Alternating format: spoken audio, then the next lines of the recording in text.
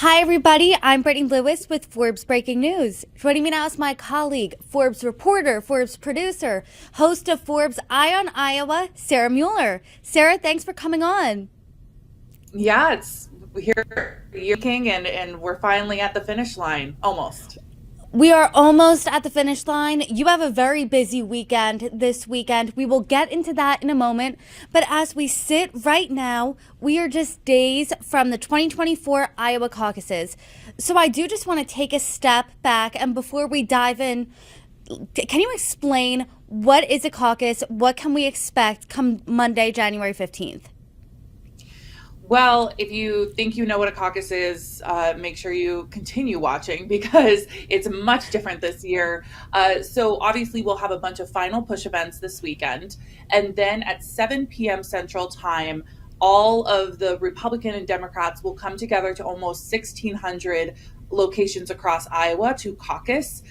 This will be, community centers, all sorts of schools, any public kind of gathering space that they can meet in.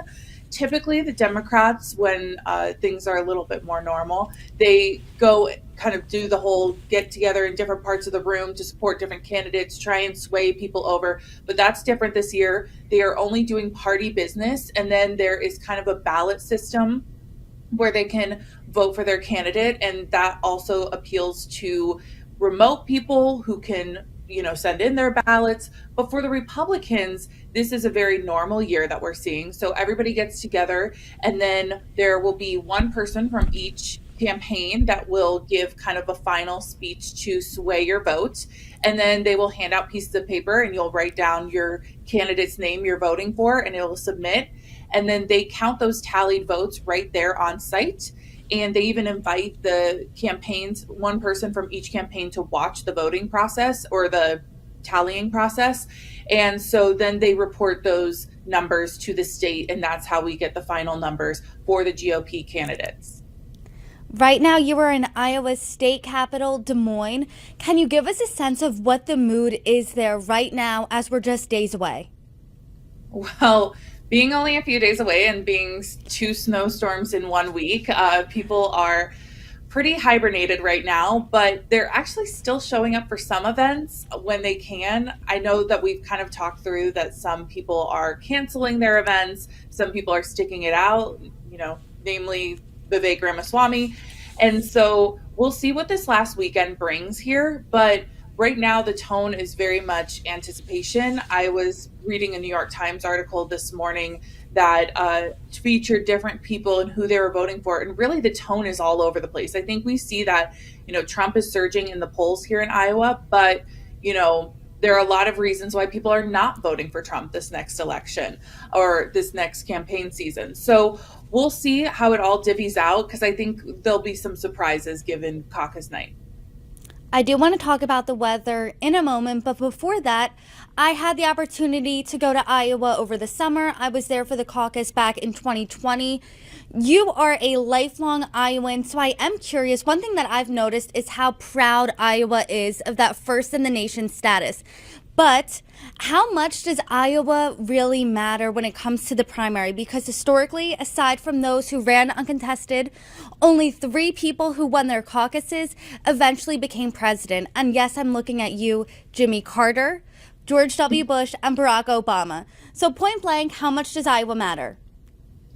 It actually matters a lot more than those statistics kind of give, because any expert will tell you, and I've talked to many of them at the beginning of this whole process about a year ago, that we're not necessarily here to tell you who the next president will be. We're here to tell you who's a valid candidate for you to pay attention to. We use that term, weeding out the contenders from the pretenders. And that's really what it comes down to. Who has enough energy, enough money to campaign all through the primaries and the caucus season. So this is really, we've already weeded out quite a few, and I'm not going to put titles on whether they're contenders or pretenders, but it's who has the energy, who has the support, who has the platforms that can sustain a campaign against the other party at this point. So we're not here necessarily to say, if Trump wins caucus night, he's going to be the next president. But we're here to say, here are the valid candidates you should be paying attention to. Sarah, I do want you to talk to us about the polls we're seeing coming out of Iowa because, as we've noted for months now, possibly a year, there is one obvious frontrunner, but then there is this race inside the race for second place. So, break down the numbers for us. One of the polls we have is the USA Today poll, which has Trump at 53.3%, Haley at 18%, DeSantis at 15.5%, Ramaswamy at 6.5%. It has Christie listed at 3.3%, but we obviously know that he has now dropped out of the race. I think what's interesting is comparing these polls to New Hampshire polls right now. And what it shows us is that Trump really still has a foothold in Iowa, but maybe not so much in some of the other early states. You know, Nikki Haley in one of the polls that I saw this week was actually pretty competitive with Trump at like 20 some percent. I can't quite remember off the top of my head, but it's interesting to see, Trump may, shine bright right now here in Iowa, but he might not do well in some of the other states that we're going to see before Super Tuesday. So we'll see how this shakes out, but I think we might have some surprises that it's not going to be as clear cut as some of these polls show when come Monday night. Let's talk about the potential for some of those surprises because something that I took away from talking to voters in Iowa back in August is that how open they were to hearing from all the candidates, to changing their mind, hearing different viewpoints. But that was back in August. Now we're sitting here just a few days before. So usually at this time, is anyone in Iowa changing their mind or is their mind already made up? Yeah, absolutely. We have a lot of independents and moderates, which, just so you guys know, the independents, if you are not registered to any party, you cannot participate in caucus night. So you have to be a registered Democrat or a registered Republican. With that said, there are a lot of Republicans that are registered, but they still consider themselves more moderate. And so there are kind of two camps that we're seeing shake out, which is the diehard true to the Trump MAGA beliefs. And then we have those who maybe, they agree with what he did when he was in office, but maybe they're ready for something new. Maybe they don't like the controversies around him. Maybe they want to see, somebody who can win against Joe Biden because they're uncertain of another face-off. So there's a lot of different ways that people are kind of viewing their own party. But even endorsements, we saw House State Representative Stephen Holt change his endorsement from DeSantis to Vivek Ramaswamy this weekend. This is not super uncommon, but it's really interesting to see how this is going to shake out because, again, some people who are so certain in what they believe are going to speak very loudly about, their support, whereas the mass majority are maybe still in the camp of, I don't know. Come caucus night, we'll see who I'm going to vote for. Because again, remember, we have those last minute people who give their final stump speeches in front of their caucus. Regardless of which candidates that Iowa voters are supporting, what are those issues that they really care about right now, come Monday, come even going to the election in 2024 in November? To no one's surprise, it's going to be the economy, some of those kitchen table issues. A lot of times, people who are supporting Trump will point to the fact that the economy was better when Trump was in office than when Joe Biden has been in office. Also, some of those school choice, parental choice type ideas where people get concerned about, what's being taught in schools, what's available to their students. And then obviously we have some international security issues. People are concerned about Russia, about China, about what's happening in Gaza right now. And so a lot of people are just kind of, okay, what's impacting my wallet, but also what's impacting national security. I do now want to zoom back out to the candidates because based on all the polling, based on the numbers that you said earlier, Trump is far and away the front runner. And then it's really Governor Ron DeSantis and Nikki Haley vying for number 2. So when we're looking at Iowa, who has the most to win and who has the most to lose? I think DeSantis has the most to win and lose. If he does extremely well, this will make him a true contender against Trump. If he doesn't get that kind of second place momentum, he could fizzle out very quickly. We're seeing that Nikki is performing pretty consistently. Otherwise, this summer there was a ton of support behind DeSantis. It feels like we've kind of lost a little momentum there.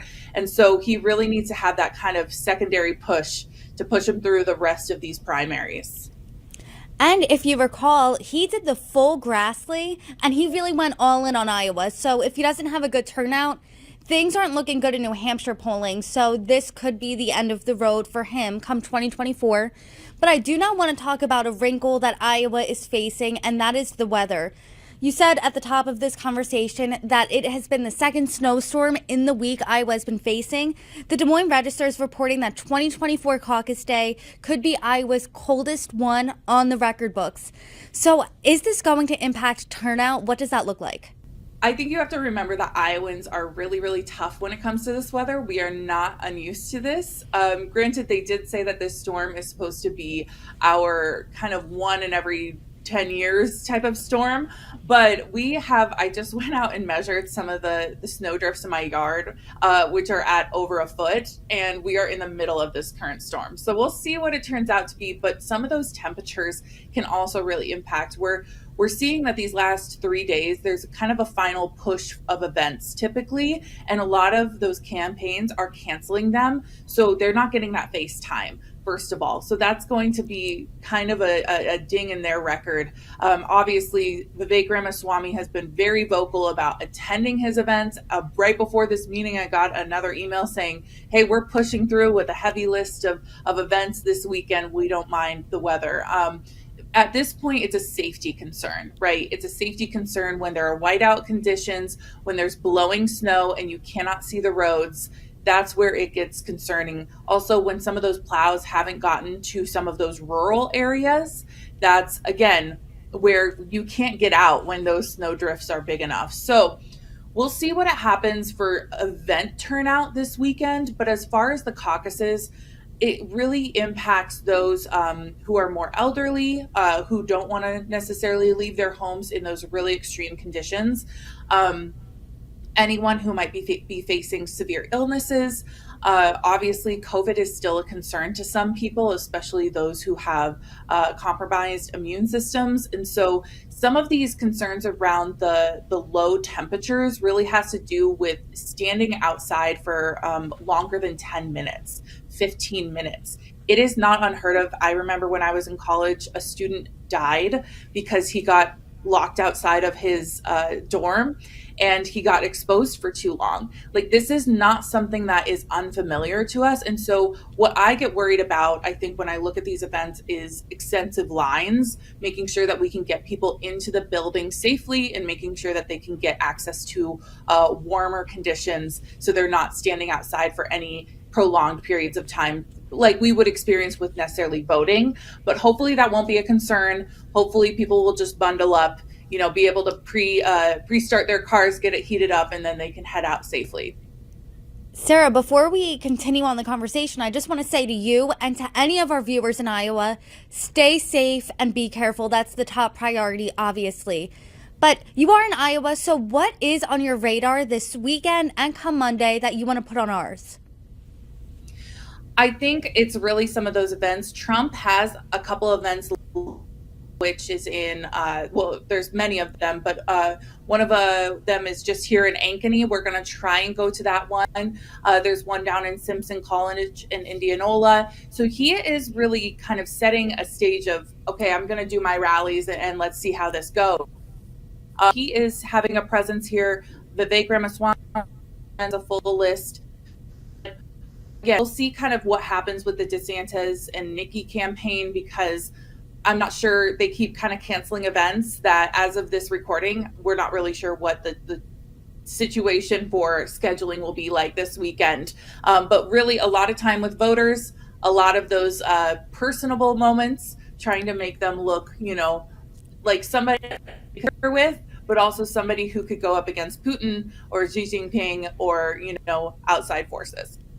That's definitely a tough line to toe. But Sarah Muller, thank you for being our feet on the ground there in Iowa. I look forward to our conversation breaking down the caucus come Tuesday. Stay safe, stay warm, and thank you so much for your reporting. Thank you, Brittany.